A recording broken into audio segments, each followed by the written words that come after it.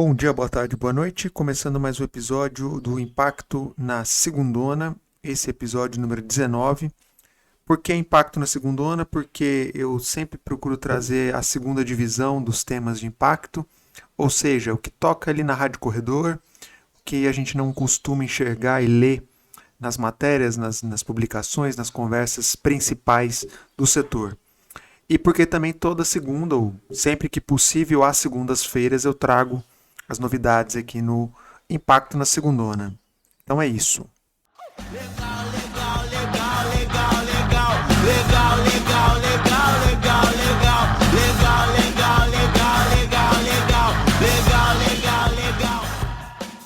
Nesse episódio a gente vai ouvir sons de duas bandas independentes. A primeira é Matheus fazendo rock, uma música legal, legal, rock novo aí do Ceará. E a segunda é Loop de Loop, com a música Eu Já Venci. Muito bom a Loop de Loop. É um fundador, o Vitor Brauner, ele é um cara inquieto, mineiro de Valadares, que ele participa de várias bandas, multiartístico.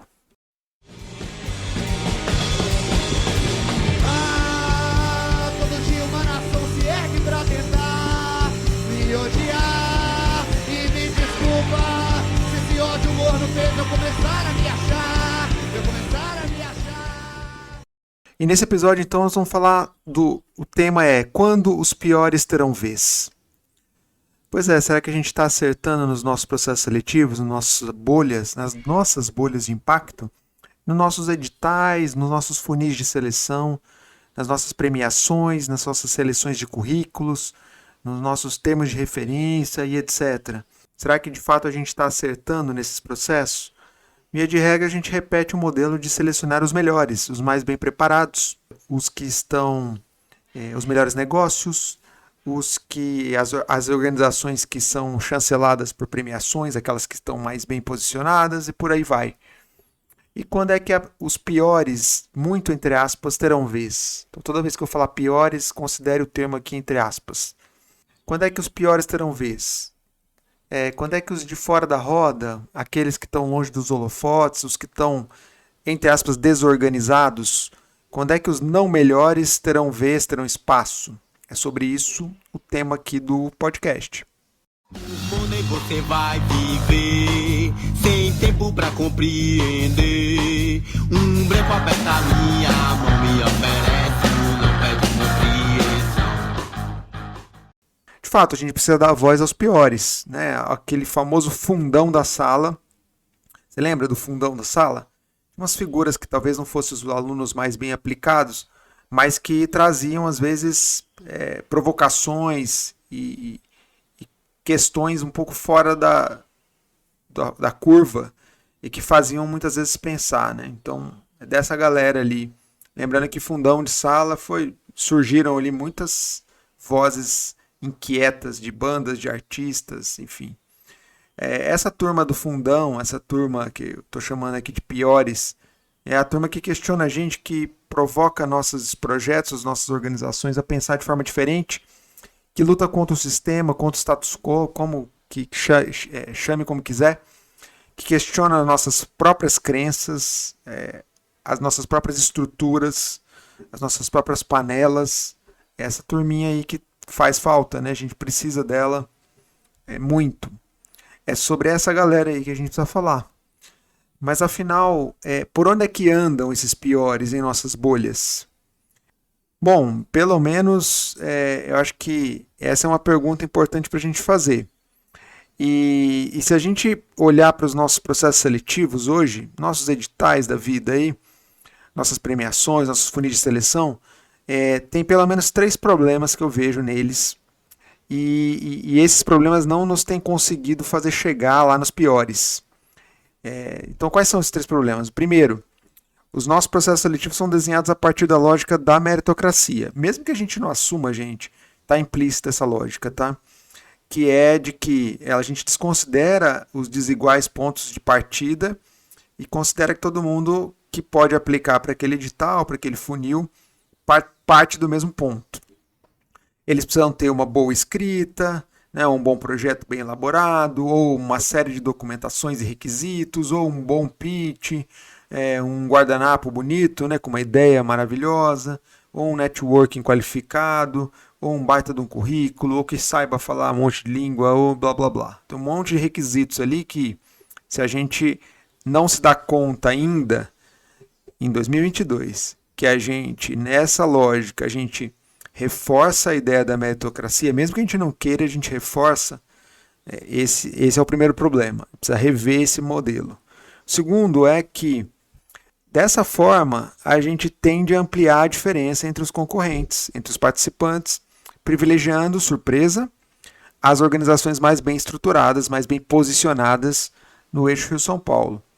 Essa galera acaba saindo na frente, porque são organizações que têm um network melhor, que têm uma capacidade de gestão um pouquinho mais redonda e dão conta de participar desses processos, ou as organizações mais bem estruturadas, ou seus fundadores de startups, enfim, pessoas físicas também que estão liderando essas iniciativas. A gente apanha legal, a gente é bicho que não se move, a gente aprende a apanhar, fui ganhar a linha, mate, revolve. E o terceiro problema é que a gente, com os nossos processos, a gente assume uma premissa do menor esforço para o máximo resultado do nosso lado, de quem está propondo aquele edital, de quem está lançando aquela premiação. A gente sabe que a gente vai receber uma porrada de inscrições e a gente quer ter um mínimo esforço para, depois que selecionar os premiados, os selecionados, que a gente tenha uma turma mais homogênea e que ela dê menos trabalho para a gente nos nossos processos, seja de aceleração, de formação, etc. A gente quer que a gente não quer pegar tanto na mão dessas organizações e que elas consigam andar por conta própria a partir dos conteúdos, dos processos que a gente vai desenvolver. Beleza, até aí ok, né? A gente também tem nossas limitações nos nossos processos, nos nossos programas de aceleração e por aí vai. Mas se de fato a gente quiser selecionar os piores, será que o nosso olhar não está equivocado nesse processo? Então eu trouxe três problemas aqui. Primeiro, lembrando, os nossos processos seletivos são desenhados a partir da lógica da meritocracia, mesmo que a gente não queira, está presente.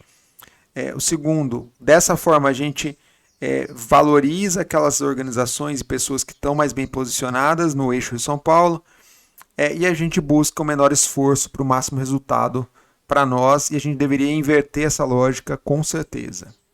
Beleza, mas e como é que a gente então acolhe esses perdedores? O que a gente precisa fazer para inverter esse jogo? Bom, vamos lá. Primeiro é voltar algumas casinhas nos nossos processos, nos nossos projetos, nas nossas organizações, para abrir espaço para acolher essa diversidade, para ter mais diálogo, mais interação. Não adianta só falar que eu não quero ter um processo seletivo meritocrático, mas eu não faço nada para contrapor isso. Eu vou seguir nesse piloto automático, mesmo que eu diga que não queira, ele vai estar presente ali no nosso inconsciente. Segundo afinal, a gente tem perdedores no nosso time, no nosso conselho, entre nossos parceiros, enfim, há perdedores no nosso raio de relacionamento próximo, imediato. Aqui temos um problema, né? Porque a gente desenha um modelo meritocrático não querendo que seja, ou dizendo que não é. Aí quem desenha esses modelos? Pessoas que não vêm desse universo do perdedor. E aí fica difícil você, de fato, enxergar um exercício de empatia com os perdedores. Mas, afinal, quem são esses perdedores? Bom, longe de dar uma receita, porque são múltiplas realidades aqui, mas, obviamente, eu tenho certeza que vocês, que estão escutando aí, têm uma noção muito clara do que a gente está falando. Vou trazer duas prateleiras diferentes aqui. Uma é perdedores na pessoa física e outros na pessoa jurídica. Então, vamos lá. Na pessoa física, eu estou falando de grupos étnico-raciais que estão numa situação de menor privilégio. Bom, precisa dizer? Então vamos dizer. Nós estamos falando de pessoas pretas, nós estamos falando de indígenas, nós estamos falando de ribeirinhos, etc. Nós estamos falando de gênero, ou seja, na comparação homem e mulher, obviamente o gênero feminino tende a estar no lugar menos privilegiado nessas disputas. Nós estamos falando de uma questão territorial regional. Então não só o eixo Rio-São Paulo, que eu sempre remito aqui, mas dentro dos eixos é a relação de poder entre centro e periferias. Nós estamos falando de um outro elemento que é a questão etária, faixa etária. Então, estou trazendo alguns exemplos, vai longe aqui, só para tentar trazer recortes específicos na pessoa física. Agora, na pessoa jurídica, nós estamos falando de organizações sem CNPJ, coletivos, redes, etc. Nós estamos falando de organizações com CNPJ, mas que também estão longe de ter a cozinha bem arrumada, que estão longe dos holofotes, que muitas vezes não tem um compliance, não tem jurídico, não tem teoria de mudança, mas tem potência no que faz. Acho que aqui é um ponto importante. Eu não estou dizendo que ser pior significa a gente selecionar pessoas ou organizações que fazem as coisas sem compromisso e nas coxas. Não é isso que eu estou falando.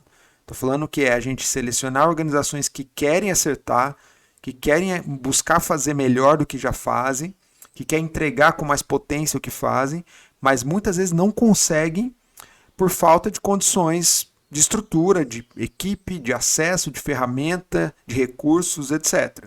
Então é dessas organizações que a gente precisa falar. É delas que eu estou chamando aqui de piores. E tem muitas. Na verdade, a maioria do nosso país está nessa prateleira do que eu estou chamando aqui de piores. São organizações que têm tentado acertar, mas muitas vezes têm tido dificuldade por uma série de restrições. E afinal, se a gente quer apoiar fortalecimento de organizações em geral, não seriam essas que a gente deveria atacar?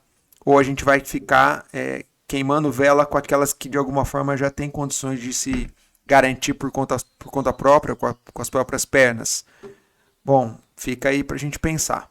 Bom, e o aviso final para fechar aqui é de que muita calma nessa hora, porque às vezes, gente, os piores podem se tornar melhores e deletar o seu passado, né? E aí eles se transformam em CEOs, líderes de sucesso nas pessoas físicas ou em organizações na pessoa jurídica, queridinhas, insensadas da primeira prateleira, que estão sempre aí aparecendo. Então, essas pessoas e essas organizações muitas vezes saem do lugar de piores e se transformam em melhores e simplesmente apagam essa trajetória delas de piores, inclusive mudam um pouco o seu discurso, trazendo aí frases de efeito, tentando mostrar um pouco na linha do não importa de onde você veio, mas sim para onde que você vai. Será mesmo, gente? Quem tem uma trajetória de um pior, entre aspas, ele dificilmente vai deletar a sua trajetória, sua história.